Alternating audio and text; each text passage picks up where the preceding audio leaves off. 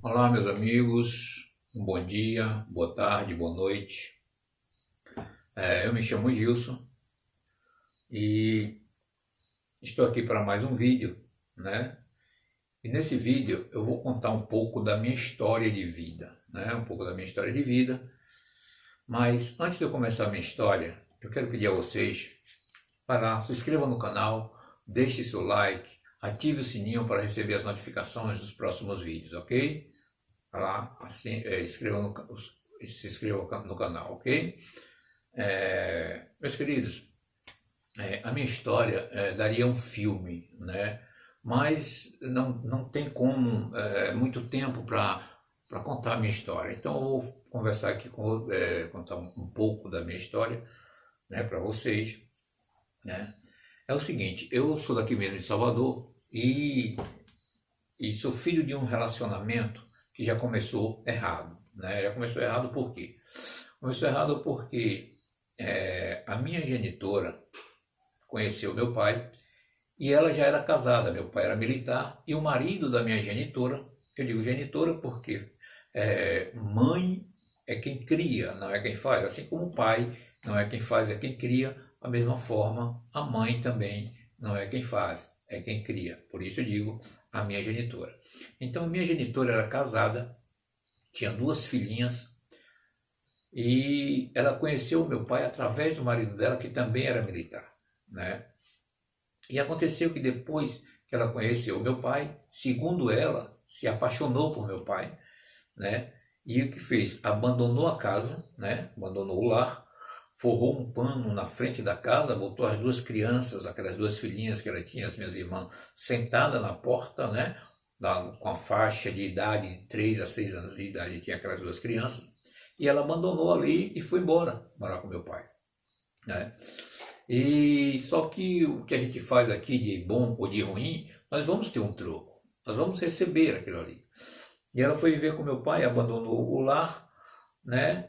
E aí o pai dessas meninas foi cuidar dela e conheceu uma senhora, né? E essa senhora casou com ele e cuidou das minhas irmãs e criou as minhas irmãs como filhas dela. Bom, a minha genitora com o meu pai teve 3 filhos. Desses 3, eu sou o caçula, né? Só que quando eu tinha na faixa de 2 anos, 2 para 3 anos de idade, né? O meu pai, como era militar e não existia batalhão no interior, o batalhão só era aqui em Salvador, então os militares eram mandados para os destacamentos no interior. Assim meu pai foi enviado para o interior, para um destacamento. E ali ele abandonou a casa, ficou por lá mesmo. Lá ele conheceu a minha mãe, e aí sim é minha mãe, conheceu a minha mãe, se casou e ficou por lá, morando por lá mesmo, né? De cidade em cidade. A vida de militar antigamente era uma vida cigana, né? E só que ele mandava sempre o dinheiro para que a minha genitora cuidasse da gente, né? Cuidasse dos filhos. Mas chegou um momento, um período que a minha genitora não quis mais cuidar da gente. Ela achava que meu pai estava numa boa e tal, e pegou nós 3 e levou. E como ela pensava que iria fazer algum mal para minha mãe, nos levando para que minha mãe nos criasse.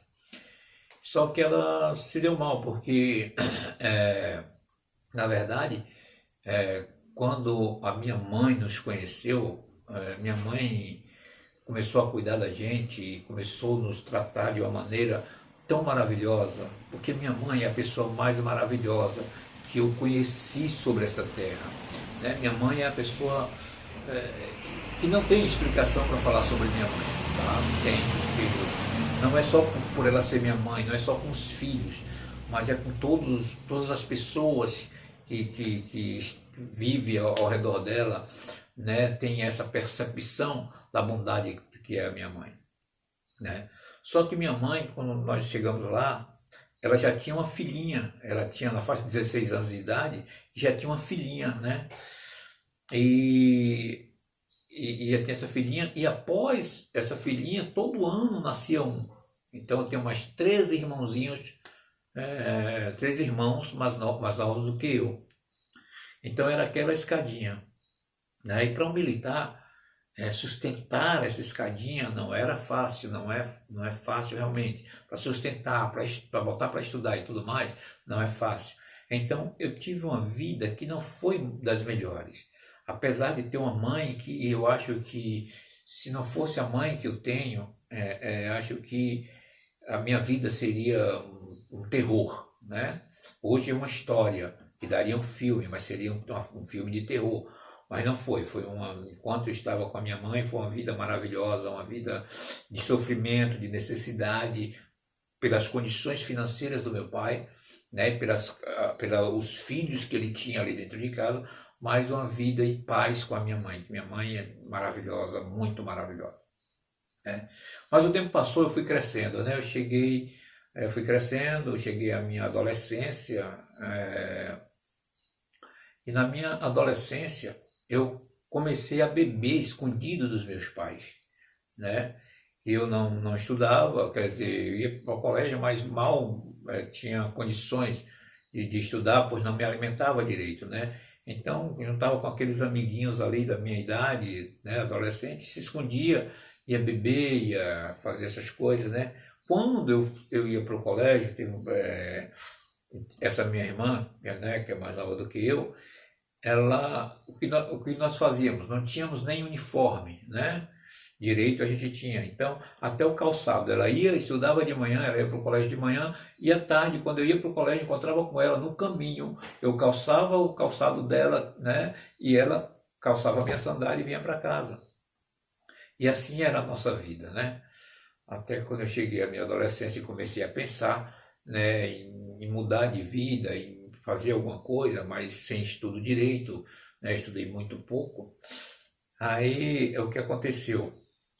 Eu pensei em vir, né, depois de ter acontecido muitos problemas comigo, muitas coisas comigo, então eu digo, bom, eu vou mudar de ares, vou para a casa da minha genitora, né? E vim para Salvador, para a casa da minha genitora, achando que ela ia querer recuperar aquele tempo perdido, que ela ia querer se tornar realmente a minha mãe. Mas o que aconteceu foi que quando eu cheguei na casa dela, né, com um mês que eu estava na casa dela, ela me botou para fora de casa. Então, foi uma vida muito difícil, eu não queria mais voltar para a casa do meu pai, por causa do sofrimento que ele tinha para cuidar de tantos filhos, e com um salário tão pequeno, que é o salário de militar. Eu não queria mais voltar para lá. E aí eu fui morar, minha genitora me botou para fora, eu fui morar na casa da minha avó, a mãe da minha genitora. Mas com mais ou menos 2 meses, a minha avó também me botou para fora de casa, né? Aí eu saí da casa da minha avó, aí fui morar com essa irmã minha que a minha genitora tinha abandonado quando criança. Aí eu fui morar com ela, né? E passei ali um tempo com essa minha irmã. Minha irmã trabalhava durante o dia, minha irmã e meu cunhado trabalhavam durante o dia, né? Durante a semana, melhor dizendo, e quando era o final de semana, como ela é cantora, ele é músico, eles iam tocar, né, nos barzinhos, iam tocar nos clubes, e eu ficava com os filhos, né, deles, tomando conta dos filhos deles. Ele tinha 3 filhos, né? É o Jairan, o Geide e o Jader. Hoje são todos 3 cantores profissionais também, são cantores profissionais. E naquela época eu ficava cuidando daquelas crianças ali e tal, mas chegou o tempo que ela também não ficou comigo e me botou para fora também de casa. Pronto, quando ela me botou para fora de casa, o que me restou foi virar morador de rua. Eu virei um morador de rua e fui viver realmente na rua, e tem um bairro aqui em Salvador chamado Calçada, e nesse bairro eu comecei a viver, né, por ali, dormindo nos passeios, fazendo alguns favores, e as pessoas me davam daquela gorjeta, às vezes surgia essas coisas para fazer, daquela gorjeta, era a gorjeta o que eu me alimentava, o que eu comia. Fui procurar emprego, mas eu me lembro como se fosse hoje, um emprego uma porta de uma empresa que eu bati, né, e aquelas pessoas daquela empresa disse, vá procurar estudar, mas como estudar uma pessoa morador de rua, né? Não tinha como estudar. Aí eu, morando na rua, no sofrimento, e fazendo favores, aí as pessoas me davam aquela gorjeta e tal, aí eu me alimentava com aquilo ali, dormindo nos passeios. Meus queridos, você não, eu não sei se vocês têm noção de o que é um morador de rua, de que é dormir em um passeio, né? É, você, quando está chovendo, você dorme ali, coberto com aqueles papelão, e você está embaixo de uma marquise e começa a chover, a chuva bate no coisa e aquela água bate por baixo do papelão, te molhando todo. É uma vida tão sofrida, tão amargurada, né? Porque durante o dia você vê muitos mendigos, né? E até à noite você vê muito mendigo. Mas existem três tipos de mendigo na rua. Existem aqueles que são bandidos, são ladrões, são pessoas que realmente estão ali para roubar, estão ali para fazer o mal. Existem aqueles que são mendigos de uma forma por achar que ali é uma facilidade para conseguir dinheiro, então fica na rua para isso. Existem aqueles mendigos que são pessoas que realmente foram excluídos da família, foram postos para fora de casa por algum problema, por alguma incompatibilidade, coisas desse tipo, outros por problemas de relacionamento, né? E eles são colocados na rua.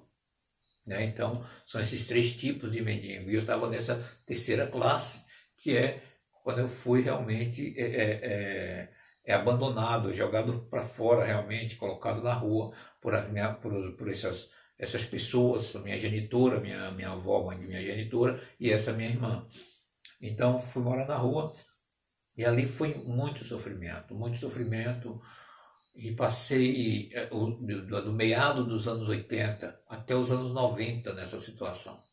Dormindo na rua, comendo o resto de algumas pessoas. Tinha um senhor que morava em um pensionato, em um cômodozinho, né? Pensionato não, um cômodo. Ele era doente, ele não podia andar, né? Ele tinha umas feridas abertas assim na perna. Ele pedia para eu comprar o alimento dele em uma feira chamada Feira de São Joaquim, né? E eu ia comprar o alimento dele, era uma distância boa. Eu ia comprar, trazia, ele começava a comer, ali ele deixava o resto e me dava, e ali eu me alimentava, né, com aquele resto da comida dele, né? E vivi por muitos anos ali, dos anos 80, meados dos anos 80, aos anos 90, naquela situação. E nesse período eu cheguei a comprar drogas para pessoas drogadas, né? Eu não cheguei a usar droga ilícita. A minha droga era droga lícita, era bebida alcoólica, né? E o cigarro. Mas eu bebia muito. Quando eu tinha dinheiro, quando entrava algum dinheirinho na minha mão, era só para isso, para bebida e para cigarro, né? E para comida, bebida e cigarro. Não tinha condições nenhuma de alugar uma casa, de alugar um quarto ou coisa desse tipo, porque o dinheiro era muito pouco, né? Então comprei drogas para não tinha noção do perigo que eu estava correndo comprando aquelas drogas, porque era droga, às vezes era muita droga para pessoas comerciantes que trabalhavam ali naquele meio e era usuário de droga e comprava quantidades para ficar usando durante o período e tal. E eu ia comprar, né, para eles. Não tinha noção do perigo que estava correndo, né? Mas nesse meio tempo, nesse período, eu conheci um senhor, né, o Tigre, né, o nome dele era Jorge Conceição da Hora, só eu sabia o nome dele, né, mas já tem tanto tempo, não sei nem, não tenho como encontrar essa pessoa. Já tentei, mas não consegui. E esse senhor, né, Tigre, antes ele era fazia plantação de maconha no interior da Bahia e saiu de lá fugido, né? Ele fugiu da polícia e depois disso ele começou a ser hippie, né? Trabalhar com negócio de artesanato e tal, fazendo aquelas pulseirinhas, aquelas coisas, e ele era muito viciado em droga. E eu conheci esse Jorge, esse senhor, e ele começou a me ensinar a fazer essas pulseirinhas, fazer esses artesanatos. E eu comecei a fazer esse artesanato, e com esse artesanato eu vendia, ia me alimentar, esse dinheiro era para me alimentar e beber e comprar cigarro, né? Eram essas três coisas que davam para fazer, né? Nesse meio tempo, eu junto com ele, nós descobrimos um casarão abandonado e passamos a nos esconder nesse casarão, né? Nos esconder por quê? Porque durante o dia a gente estava pela rua e tal, vendendo aquelas coisinhas, aquelas bugiganga, aquelas coisas, e à noite a gente ficava esperando os proprietários desse casarão dormir, né? Que eles moravam no fundo desse casarão, que antes era o cinema. A gente esperava ele dormir, ficava olhando ali. Quando eles iam dormir, a gente entrava no casarão também para dormir. Aí, final de semana, aquilo ali enchia de drogados, ladrões, aqueles meninos de classe média, né, para também usarem drogas ali naquele local, e era uma orgia naquele local terrível, e muita droga, muita prostituição ali dentro, né? E eu ali também, eles me chamavam de Alain, né? Apesar de meu nome é Gilson, ser Gilson, né? Gilson Nascimento, eles me chamavam de Alain, porque eles eram codinome de Alambique, né? Alambique, porque eu bebia muito, era garrafas de conhaque, garrafa de cachaça, né, e cigarro. Então, às vezes eles traziam aqueles meninos ali de classe média que vinham usar drogas ali, trazia aquela bebida para mim. Cadê Alain? Toma aqui para Alain e tal. E ali eu comecei ali bebendo e tal, e a vida muito sofrida, muito terrível. E cheguei a um ponto de um dia eu estar vendendo esses artesanatos em um passeio, lá sentado em um passeio, nesse bairro chamado Calçada, e uma senhora chegou, olhou para mim e disse: você não nasceu para essa vida. E aquilo entrou na minha mente, e eu disse: realmente, eu não nasci para essa vida. E aquilo começou a martelar na minha mente, mas eu continuei ali ainda por muito tempo, sofrendo, dormindo ali naqueles passeios e tal. Aí chegou um dia que eu disse: eu não nasci para essa vida. E saí dali, e fui procurar uma senhora, foi essa senhora que criou as minhas irmãs, as quais a minha genitora abandonou, né? Então eu fui para ali e fui procurar essa senhora. Essa senhora, quando eu cheguei na casa dela, ela me tratou muito bem e disse: não, você vai ficar aqui, não, eu vou viajar, eu vou precisar viajar, vou na casa de sua irmã, lá em Minas, e você fica aqui tomando conta da casa e tal. E naquele momento eu já disse: não, essa senhora vai ser a minha madrinha, né? Eu tinha criado as minhas irmãs, né? O marido dela tinha morrido, né?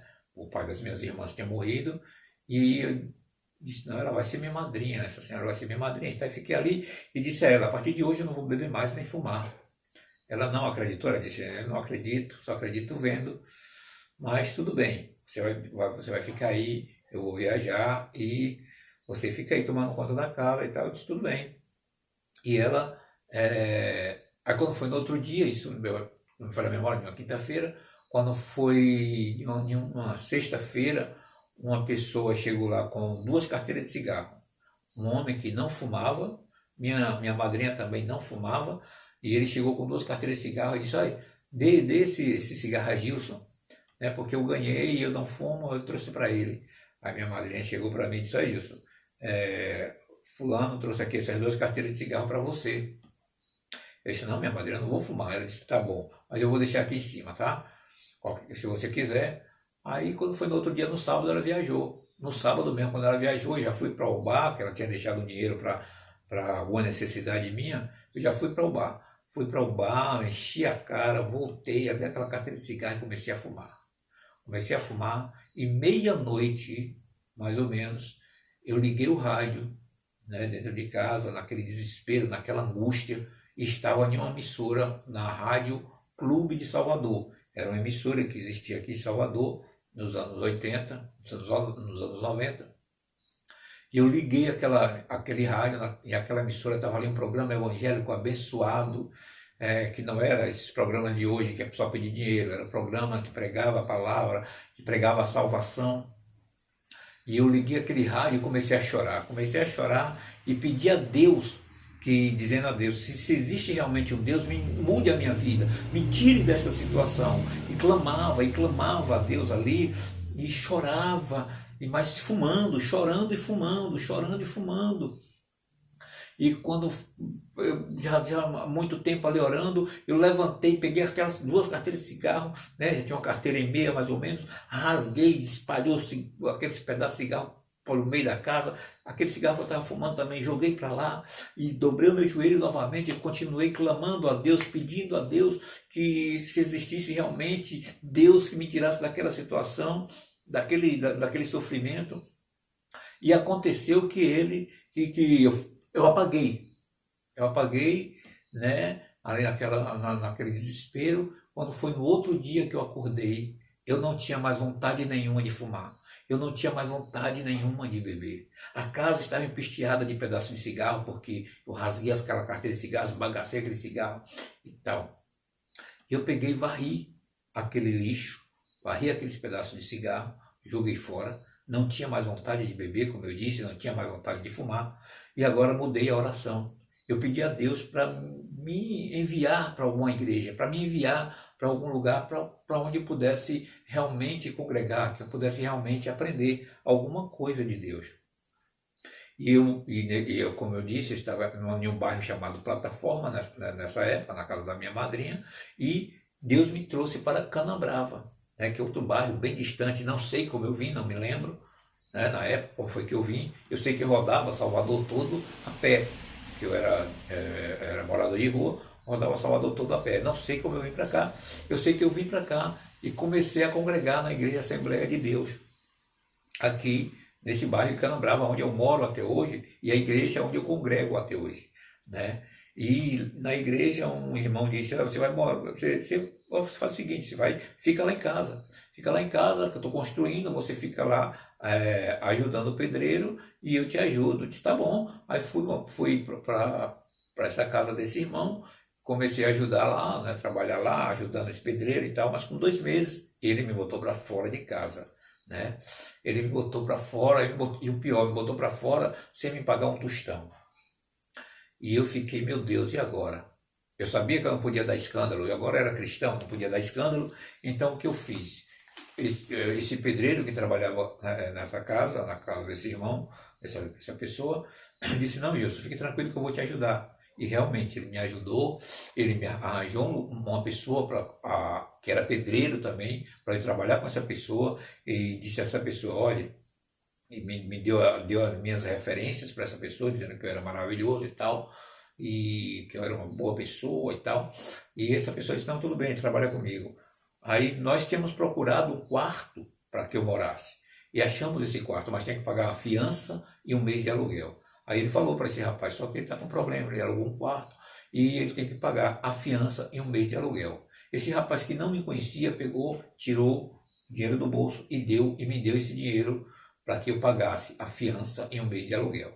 Esse mesmo amigo meu, pedreiro, me arranjou roupa de cama, me arranjou toalha, né? E no quarto que eu aluguei já tinha uma cama. Aí sim, eu voltei na casa da minha madrinha, falei com ela que ia morar sozinho, mas não disse o motivo, né? Falei que ia morar sozinho, e minha madrinha disse assim: se você vai morar sozinho, leve esse fogareirozinho, que era um bujãozinho, um bujãozinho pequeno, de 5 quilos, que tinha uma boca em cima. E ali eu trouxe aquele fogãozinho e passei a morar sozinho e passei a trabalhar de servente de pedreiro. Passei mais uns 2 anos trabalhando de servente de pedreiro, até conseguir um emprego, né? Um emprego de uma multinacional, um homem semi-analfabeto, agora trabalhando numa multinacional, né? E trabalhei durante 4 anos, eu comecei como estoquista nessa empresa, e depois de 4 anos, né, meu cargo foi extinto, mas o dono dessa empresa abriu uma outra empresa, me chamou novamente para ir trabalhar. Eu fui para essa nova empresa dele, comecei como segurança, passei a estoquista, passei a auxiliar administrativo vendedor, né? Depois de 10 anos, essa empresa dele faliu e ele me levou para a empresa a qual eu trabalhava anteriormente com ele. E lá eu fui trabalhar no setor financeiro, um semi-analfabeto, trabalhando no setor financeiro, né? Passei ali trabalhando no setor financeiro um período, depois fui trabalhar como chefe de manutenção, organizei a manutenção e voltei para o setor financeiro, onde eu passei mais 6 anos. Ao todo, 20 anos trabalhando para esse empresário, né? Então, o que eu quero dizer para vocês é o seguinte: você que tem alguém assim, aí da sua família que vive em uma vida de sofrimento, que vive em uma vida de passeio, de uma vida difícil, você que encontrar essas pessoas na rua e que você tiver condições de dar um alimento, de dar uma ajuda, faça isso. O que você vai fazer, Deus vai te recompensar, Deus vai te ajudar de alguma forma para que você realmente tenha prosperidade na sua vida. Porque tudo que a gente faz aqui por alguém, Deus está vendo e Deus nos ajuda, Ele nos abençoa, né? Então, se você tem um parente, alguém em uma situação de rua, ajude-o, ajude-o. Se ele não quer agora, tudo bem, então deixe, mas um dia ele vai querer. E nesse dia que ele vier pedir sua ajuda, ajude, porque é a hora que ele está querendo realmente sair desta situação, tá bom? Então, é para isso que eu estou contando essa minha vida, a história da minha vida, para que vocês entendam que tem aqueles que estão lá porque quer, mas tem muitos que estão lá por um sofrimento, porque a família o abandonou, a família botou para fora, a família o desprezou, né? Então, ajude essas pessoas, ajude, né? E faça com que eles enxerguem que eles podem vencer, né? Que não é um estudo, não é nada disso, é que eles podem vencer pela a própria força dele. Só depende de uma ajuda de nós, de nós que temos uma condição, nós que temos um entendimento, uma ajuda nossa vai salvar uma vida, tá bom? Então, se você gostou desse vídeo, se inscreva no canal, deixe o like, tá bom? E ative o sininho para receber notificação de novos vídeos. Vai ter aqui entrevista com pessoas que também sofreram, que também passaram esse tipo de necessidade, esse tipo de vida, e até vidas piores do que a que eu tive, né? Vai ter entrevista de pessoas desse tipo, vai ter entrevista também com uma advogada, falando sobre direitos, né? Então vai ser um canal de variedades, como é o nome do canal, Gilson Variedades, tá bom? Então, ajude o seu próximo, né? E saiba que sempre há uma solução, tá? Compartilhe esse vídeo nas suas redes sociais para ajudar outras pessoas, para ajudar aquelas pessoas que realmente precisam de ajuda, tá bom? Precisa de uma palavra, precisa de um conforto.